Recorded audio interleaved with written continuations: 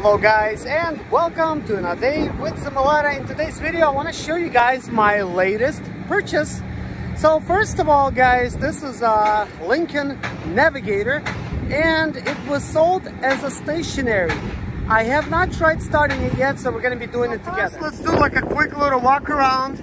This is the condition that I bought it in, and it said front damage. As you could see, no major damage. It said rear damage. As you could see, no major damage. I mean, sure, there's some things like this, that maybe was coming off and somebody decided to repair it, but this is nothing major, like that right there, and this is slightly coming off. This is not bad. As you could see, the tires, they're not flat. Now the tire tread is somewhat worn, but maybe 10-15,000 miles left on it. Not bad. So the hood is obviously holding itself, which is great. And there was no battery. It was sold as stationary, and I kind of thought, maybe bad battery,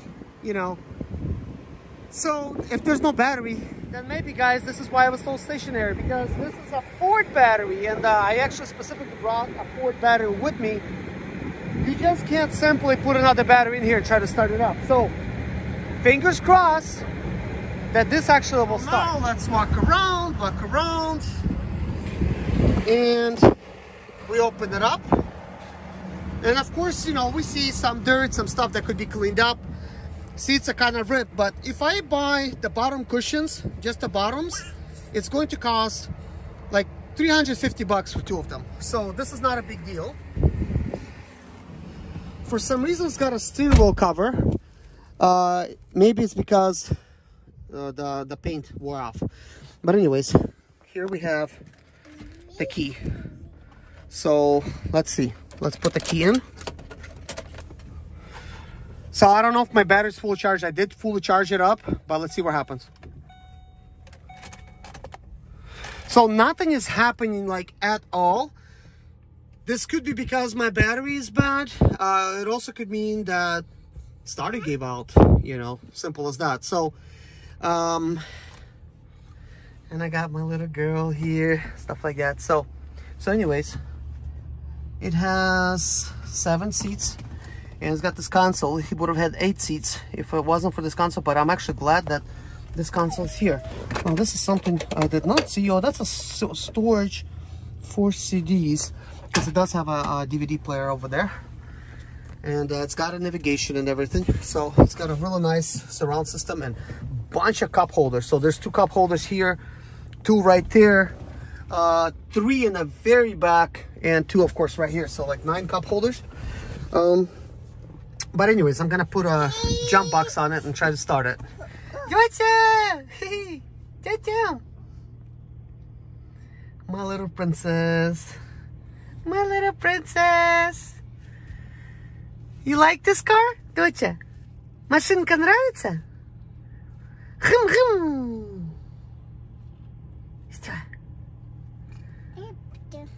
Okay. So guys, I'm gonna go ahead and get my jump box and see if I could actually get it started. Negative.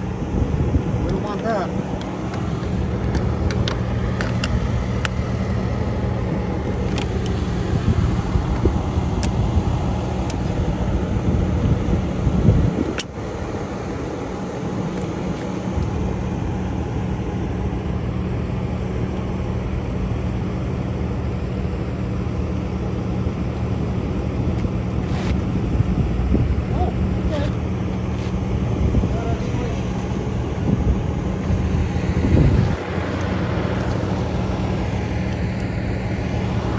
So it says 12.4 volts, but I don't know, we'll see. Now let's try to start it. Okay, let's see what happens. See what I get. So it's got nothing. So this is fine. When it does not start at all, it could simply mean that it's a starter, but sometimes you could put the key slightly like in, you know, and it will start. Like I'm talking about, like when you're twisting it, don't twist it all the way. Just twist it almost all the way, and this could engage when the ignition is bad. So nothing's going on. What I could do is stick a screwdriver basically onto the terminals and kind of like jump start it like that, and it could actually start. But I'm thinking it's just a bad starter, guys, at this situation, because nothing's happening. Whenever there's nothing happening, that usually is the case. Sometimes a shifter might not be aligned, and that also might happen. So let's try that. Anyways, let's see if we put the key in on position. Let's try to shift it. So put it in neutral. Try to start it. Nothing. Put it over here. So sometimes you have to push it all the way in. This is on some cars, and this will cause it to start. So nothing's happening. So this was on, so we'll have to turn that off. So yeah, nothing is happening. So guys, naturally, I guess I'll have to get a tow truck to tow this for me. I have a buddy of mine that does it. Charges like 150 bucks. But he lives in my area. So one thing I want to do though, before I call him up and stuff, well actually I'll have to call him up anyways right now, but I was thinking about trying to jump start the starter with like a screwdriver, but I don't have any screwdrivers with me, which is not, you know, it's not a problem. I have like pliers and things like that. Also, you know, I just need something to touch the contacts, and I also have a wrench that I could use. And but I'm not in a like in a, I don't have the right clothes to try to go on there and try to do all that stuff. And plus, I'll still have to drive it home, and then, you know, to have a plate, and I have to have title and everything like that. So that being said, guys, it said undercarriage damage, so hopefully my engine still has oil and stuff like that, so I'll need to check all those things out. And radiator cap is missing. Like, let me show you. Radiator cap is missing. I don't know if this is a bad sign or not. Maybe it was out of fluid. Also, we have like a box over here. Sometimes these things have a safety feature where they will not start if they've been like in an accident or something. I could see this is slightly out. This, whatever this fuse is, it was slightly out. So we also have a missing fuse right here, so I don't know what that is. So I don't know what this is. Let's see if we could swap out places. Because I know we have a missing relay. I do have another Ford. Well, I have a couple more SUVs as far as Ford goes. And well, let's see if this did anything. Let's just see.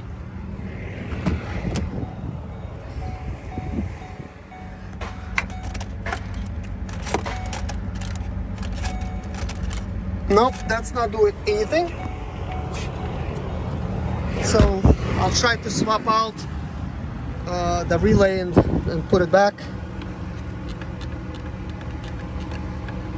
Let's see, does this say what it's for? It just has numbers. It doesn't really say anything.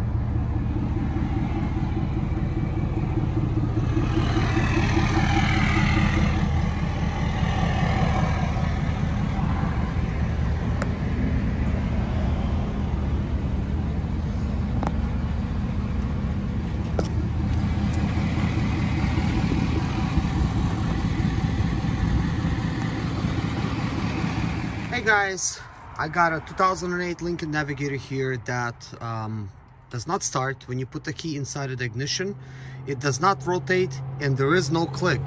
One of the things that telling me is that when there's no click, that means the relay is not engaging. Therefore, possibly it's just a relay, not a starter. So I'm trying to figure out this problem, but at the same time, there's another starter type of fuse back here in this box on the passenger side. I could kind of tell that somebody already been over here. This looks slightly different unless there's a cover back here.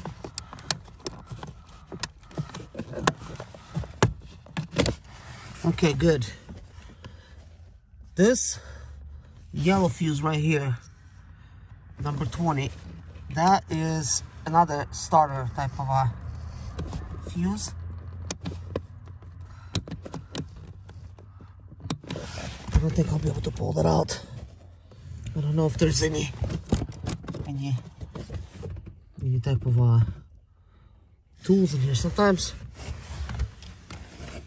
you could find like a tool or something, but it looks like this one has no fuse grabber.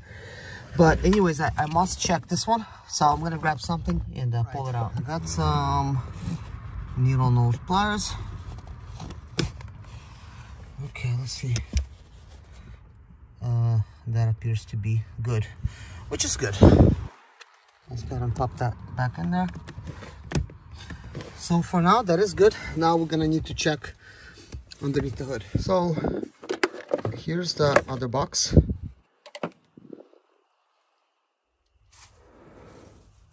All right. So first I need to address the elephant in the room, and that is these two missing fuse locations.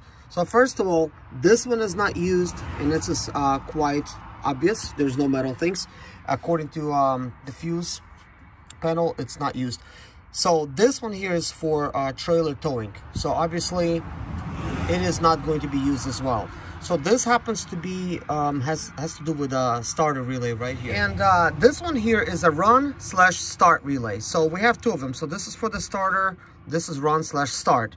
So this is also has to do with towing. So both of these are for towing a relay. So this relay that's for towing, it's not going to be necessary, and it looks identical, same numbers and everything with the starter relay. So what I'm gonna do is I'm gonna switch them out, and I'm gonna have to turn my camera off for this because you know, it takes a while for me to pull these things out. So it took some doing, but what I did is I swapped out these, and I swiped out that one for that one, and I left that one in place. Now these two are also working relays. This is a blower relay, and this is rear window relay. So if this is a relay type of an issue, then I just replaced them. You know, if they're working relays, then we should have some luck. So I guess wish me luck. We're now inside. There's the keyhole. Got the key in my pocket. Let's get the key inside. Let's see. Nothing. Oh, I just noticed got a battery indicator showing half charge. Now the fuel. Lift gate. Okay, so I do have a lift gate open. That's why it's doing it. So 13 miles to fuel level low. Wow, there's like really like no fuel in here.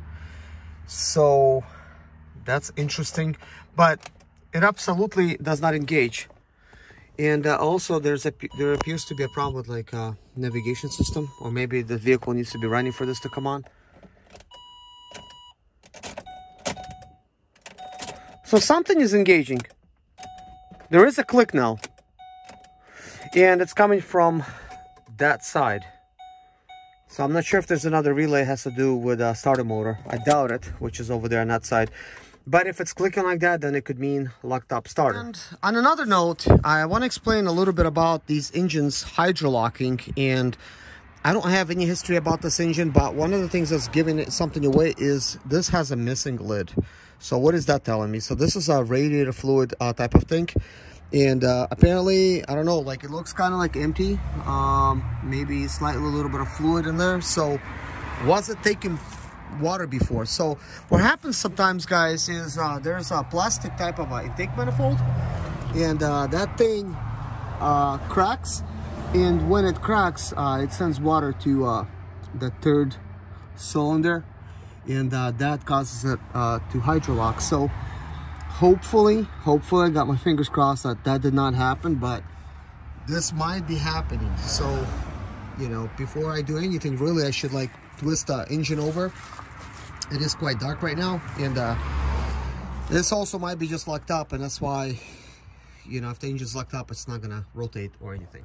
Guys, I was hearing a clicking sound on the inside, so I decided to take a look at the bottom, see what's going on, and this is what I've seen. The starter is actually disconnected. It's slightly out. As you can see, one of the earlobes on the starter is broken off, which gave me an idea that somebody's probably banging on it with a hammer, broke it, then removed it. But the question remains, why? Why would somebody remove a starter, give up on this car, and then just quit and without like replacing the starter? Could the engine be locked up? And this is why they removed it, to see if it's the starter being locked up? Let me know in the comments below.